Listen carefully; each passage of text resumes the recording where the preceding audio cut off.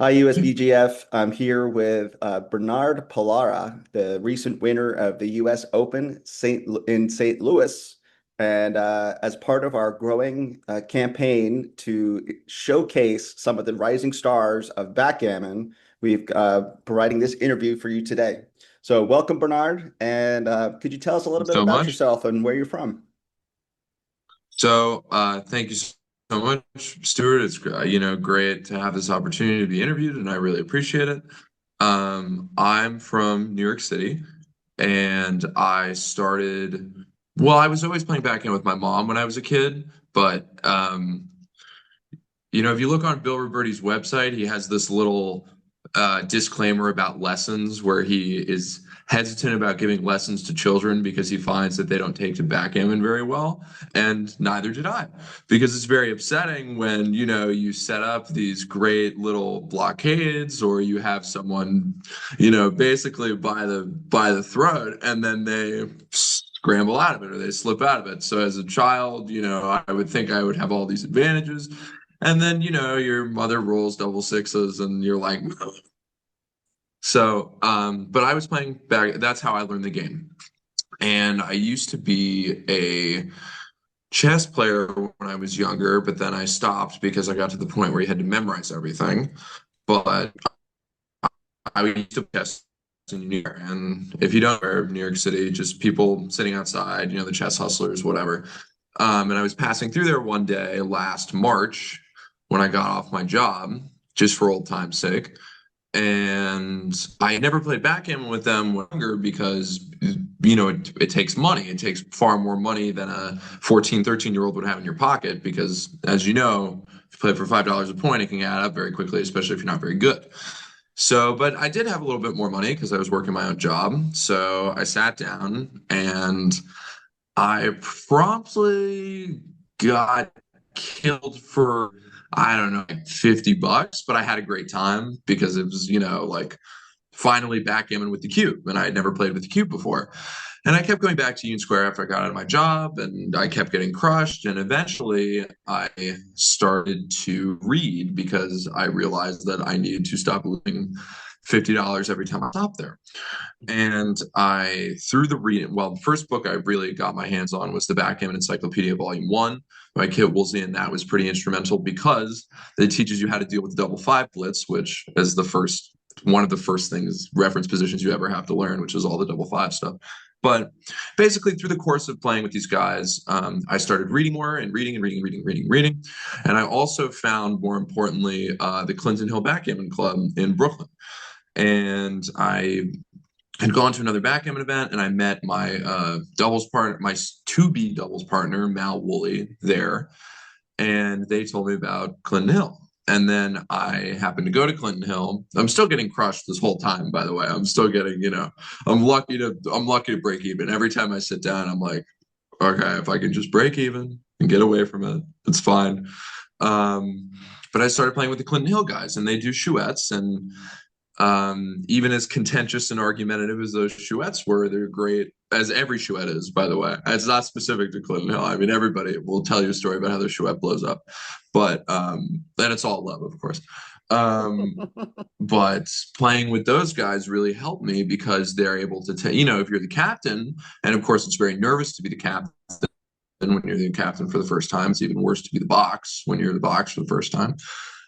You learn because you listen to people talk about the game and you listen to better people than you talk about the game and you listen to their reasoning and their points and their logic and slowly kind of those reasoning and those logic and those points combined with the excessive amount of reading I was doing. I mean, I had a slow job, so I would be done with my work in 3 4 hours, and basically the rest of the day I was kind of off the hook, and I was lucky for that.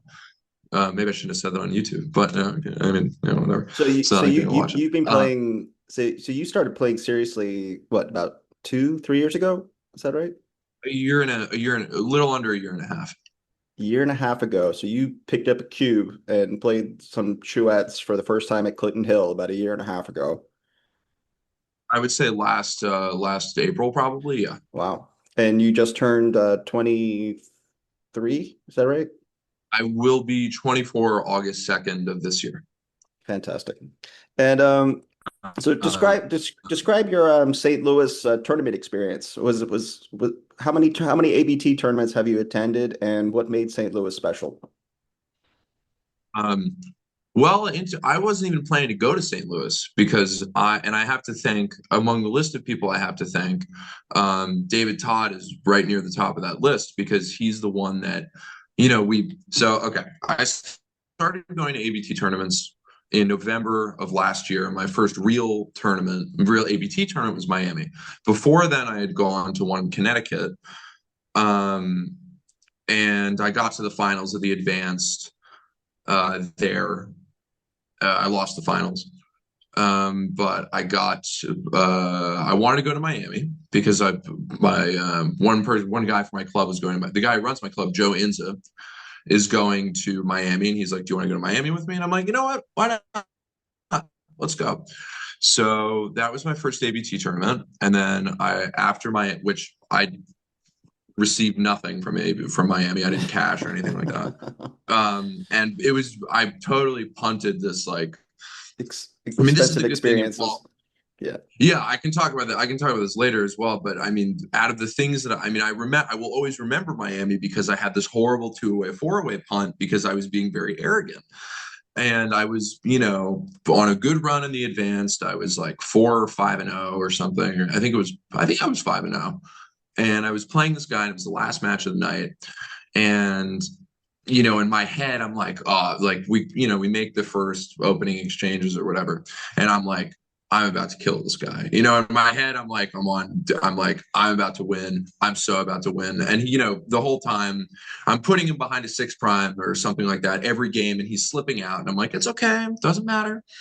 I'm gonna claw it back, and then he's up 5-0 in a match to 9, and I Yeah. whip it back to 7-5, and I'm like, okay, this is it. Like, it's over. And he passes me a Gammonish cube at 2-way, 4-way, and everything everybody tells you, of course, is don't take Gammonish cubes, don't take Gammonish cubes 2-way, 4-way, and correctly so.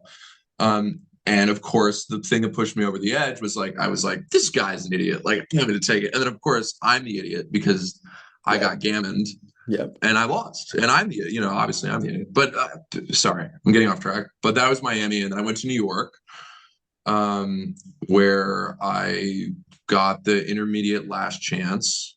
And then I went to Ohio, where me and my doubles partner won the doubles. And then I went to DC. I didn't do anything in DC. And then I went to Chicago.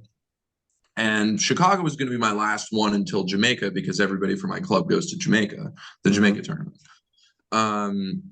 But I ended up in Chicago playing doubles with David Todd because my doubles partner didn't come with me. And I had met David Todd at previous tournaments, and David Todd is a lovely, hilarious, funny guy, and we had gotten along Yes. very well because we played a match against him and his dad. And everybody loves David Todd. And I ended up playing doubles with him. And of course, the whole time I'm like, dude, what are you doing? We can't do this. What are you doing? He's making these crazy plays. And I'm like, are you like, we're breaking our 6-4 to hit loose. And he's like, don't worry, this is what happened. And I'm like, David, what are we doing? But it was an experience. But anyway, he's like, you got to come to St. Louis. You got to come to St. Louis. You got to come to St. Louis. And I was like, you know what? I will go to St. Louis because I really like David. I really want to support his tournament. And he was, talking it up a lot, which all of it is correctly backed up. I mean, it's a fantastic tournament. And I'm not just saying that because I won the tournament. Yeah. No, that's It was fantastic. great. So, He puts like fried chicken. Mhm. what I'm hearing a little bit is that you learned quite a bit in each little tournament, and For sure. you learned how to handle pressure in some of the earlier ones. You learned how to handle frustration. Do you feel like the Yeah. lessons from those tournaments were the thing that put you over the top in St. Louis? Well, aside from getting lucky, which I think, Yeah, I get a if little you're bit going to lucky. get to the end of these things, you're going to win some games you're going to win some matches you're not supposed to win. And you're going to win Right. some games you're not supposed to win. And you're going to wriggle out of situations that you're not supposed to wriggle out of. And, I think but that's the beautiful thing about backgammon, which is that like, you get these chances. I mean, among Hmm. the other things, but like, 5% it's the same, everybody does it to everybody else. And but I'm getting off track. But yeah, T Tell me I about the would say game I've where you were. learned Tell me about the game where you were down 8-0 in a 9-point match. well. Well, what happened was I remember at the beginning of the match, I had this double that I gave, and I think I miscounted the race, which is silly of me, but I miscounted the race. No, the double was fine. The take was bad. So I gave a double where I was a little bit up in the race and I had the opportunity to hit a shot. And I don't hit the shot, and the race doesn't go my way, and I get the cue back on four. And I miscount and I incorrectly take, and I get properly punished for it. I'm down 0 for him. And then I think he gets another couple. I don't remember much, but then we get to 8-0. And I'm like, the last time I was on stream, I got, in Chicago, which also thank you to Rory Paschker for putting me on stream, because otherwise I would have been very nervous. And that was the good thing. One of the lessons, well, this kind of ties in, but sidebar, like in Chicago, Rory Paschker was kind enough to put me on stream because I was 5-0 in the first day. And he Sure. was like, oh, we got some new blood. Like, we'll put him up there. And I go on the stream and I'm very nervous and I'm not playing right. And I'm like fidgety and I'm like, which isn't an excuse, but I got blown out like 9-1. But this time when I went to St. Louis, I was like, I've been in front of a camera before. Doesn't matter. All good. Now I understand. You just don't pay attention to it at all. Mhm. But I'm down 8-0. And I know in the next room, everyone's walking away from the TV.